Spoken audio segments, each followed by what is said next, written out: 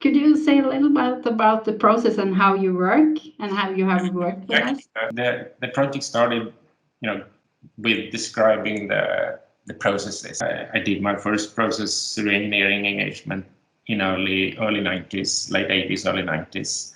And the process model describes what you're doing, independent of technology, independent of if it's a data system. It describes the process you're doing in the business itself.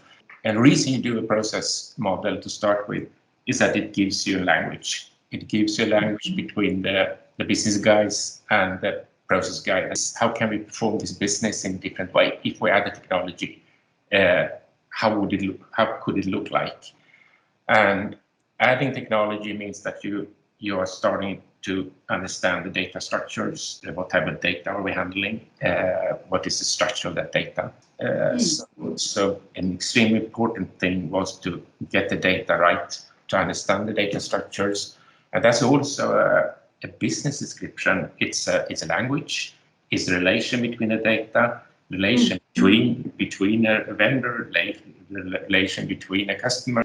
So what we did was we described the process model, we described the data structures, we identified the objects, and an object is a set of data, and the object is the bridge, so to say, from business to IT.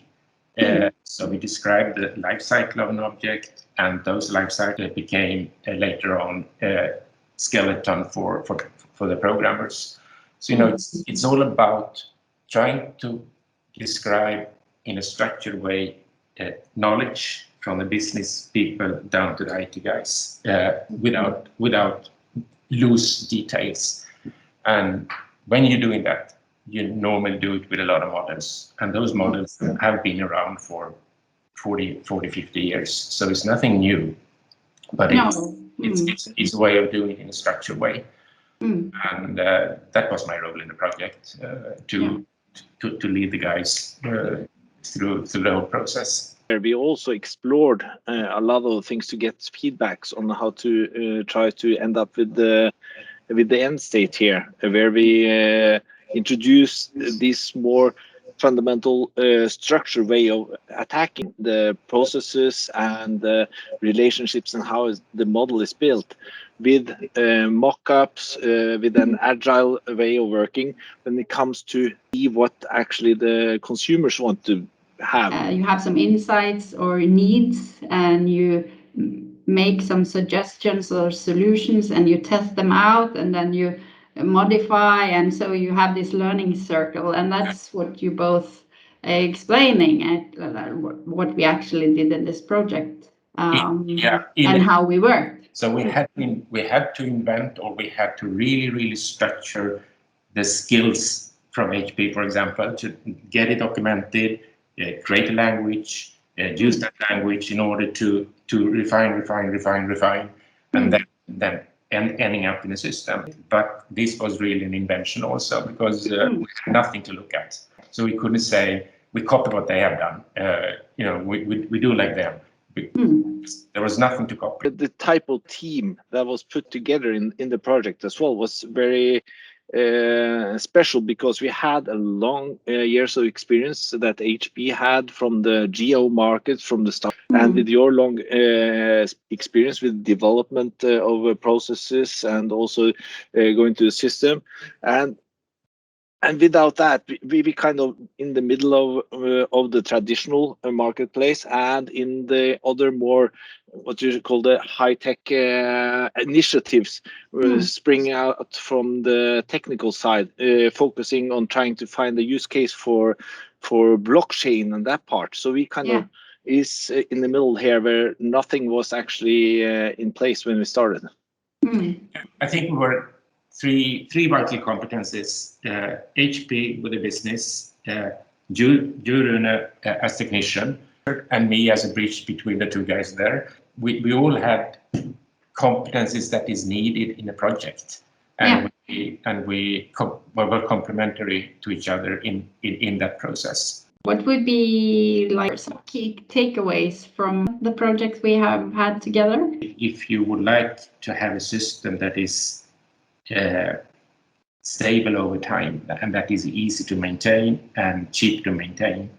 And then you have to work with formal, well-known models. There are no ways you can build a stable, good IT system without formal techniques, and those techniques are well known. And unfortunately, a lot of projects don't understand those techniques. You have to build it with structured techniques. That's one takeaway. That's an important takeaway.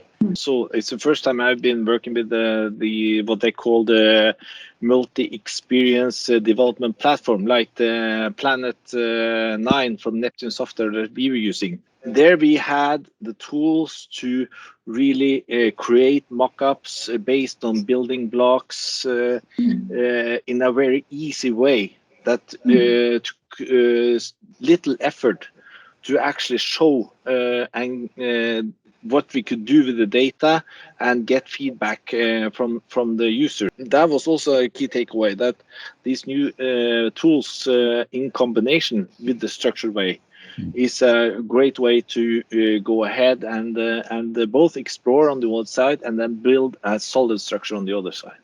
Are there any results from the work which surprised you or were not as expected from the start, if you had any expectations? We realized that there's a lot of details in a settlement that we're not very aware of when we started.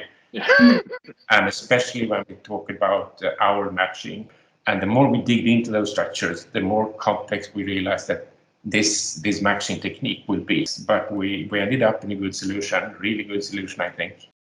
We haven't experienced one situation we cannot fit into the basis structure as we designed it back in the beginning, because now we can just add different types of additional type of contracts, situation or whatever, and it's been fitting into the model. Really that's the really proof of your work.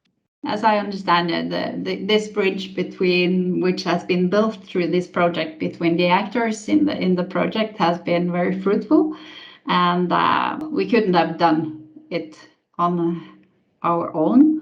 That's for sure. All companies needs collaborate with others in order to really get the good and solid solutions. One aim here is to make the world a better place. Do you have any thoughts on the contribution from this? What I would say is to make it a more fun way of purchasing a boring product as electricity, basically is. That's what we managed to as the spin-offs of these projects, like the marketplace we created that was also called by somebody as the Tinder for renewable energy, and these products spinning off of this research or kind of exploratory initiatives in the beginning. It's been fun to watch. And the platform itself gives transparency from an original business without very little transparency between the buyer and the seller. The rules we have built in that the buyer can say, I just want to sell and I just want to buy from these type of vendors, and the seller can say, I just want to sell to these type of buyers. So, it's a transparency, both price-wise, but also partner-wise. I really only do business with this type of guys, and that's new. So that's a difference that the platform itself gives to the original manual business model. So we have changed the business model with the platform itself. Have you had some final comments or insights that you would like to share?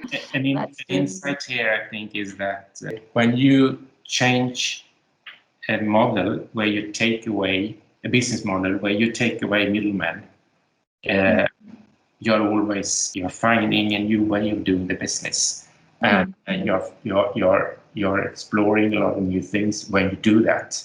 And we have seen it in a lot of business over the years. When you take away middlemen, it creates a new business. It creates a new customer experience. I think it's really exciting, and I really hope the best for Becour. I think there is a good platform now for developing the business.